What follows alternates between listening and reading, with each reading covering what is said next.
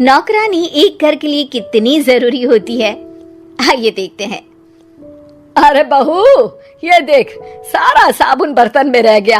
ये नौकरानी कोई काम नहीं करती, गंदा काम करके चली जाती है और ढेर सारा पैसा ले जाती है। अरे मम्मी जी, उसने तो साफ किया ही था। मेरे ही हाथ से इस ग्लास में सर्फ गिर गया था। अरे बस कर झूठी, उसे बचाने के लिए सारी जुगत लगा ले, लेकिन मैं तो इसे निकाल कर ही रहूंगी। हमारे जमाने में ना कोई नौकरानी थी और ना ही ये चिकने बर्तन। चूल्हे के जले बर्तनों को राख रगड़ कर साफ किया करती थी मैं। अरे माँ जी, मैं कहाँ बचा रही हूँ उसे। और वैसे भी आजकल नौकरानी जरूरत नहीं, स्टेटस सिंबल बन गया है। अब आप बताओ, मैं मुन्ना को नीचे घुमाने ले जाऊं तो लोगों से क्या बोलूं? झाड़ू पोछा खुद लगा रही हूँ। लोग सीधा यही पूछते हैं कि कौन सी नौकरानी काम कर रही है तेरे घर पर। अरे बस कर, ये भी कोई बात होती है? मम्मी जी, आप नहीं समझेंगी। शाम को नौकरानी घर आकर काम कर ही रही होती है कि सास को कहती है, माँ जी, एक बात बोलूं, बुरा न मानना।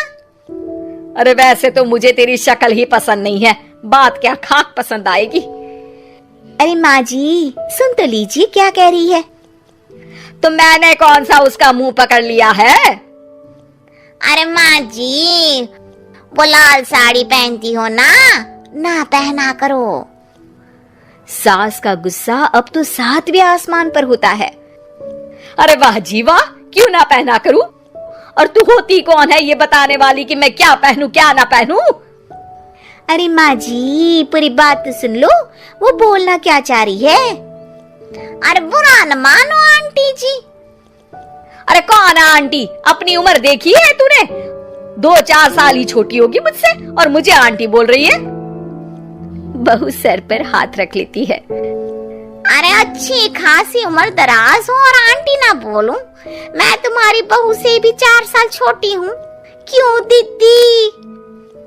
बोलती भी क्या, एक तरफ सास यानी पति की माँ, तो दूसरी तरफ नौकरानी जिसके बिना घर का काम नहीं चल सकता।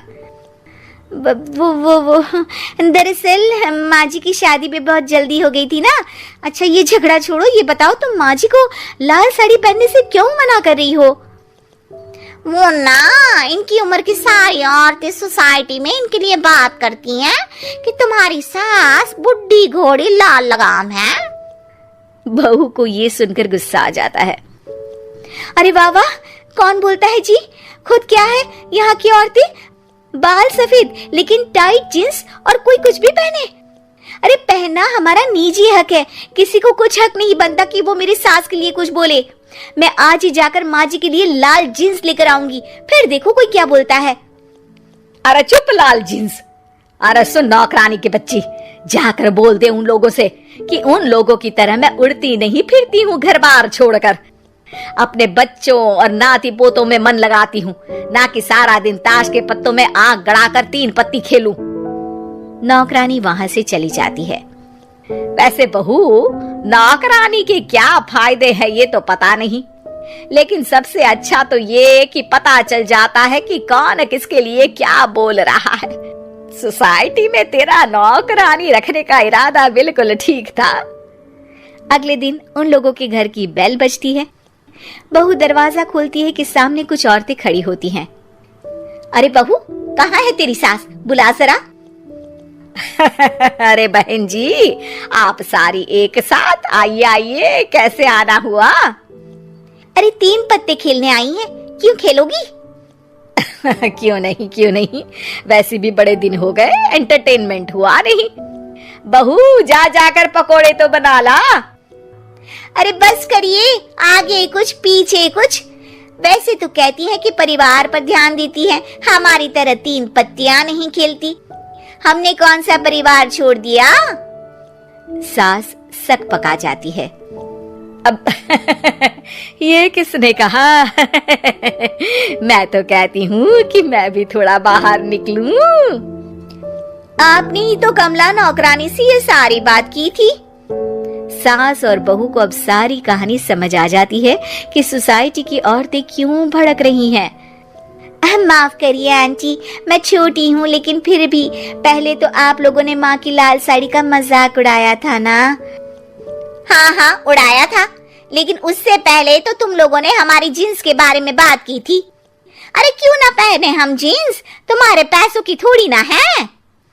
सास और बहू सर पकड़कर बैठ जाती है। देखा बहू, ये खेल कर गई तेरी नौकरानी, यहाँ की बात वहां तो वहां की बात यहाँ। दोनों किसी तरह औरतों को समझा बुझाकर घर भेजती है और कसम खाती है कि नौकरानी को नौकरानी ही रहने देंगी।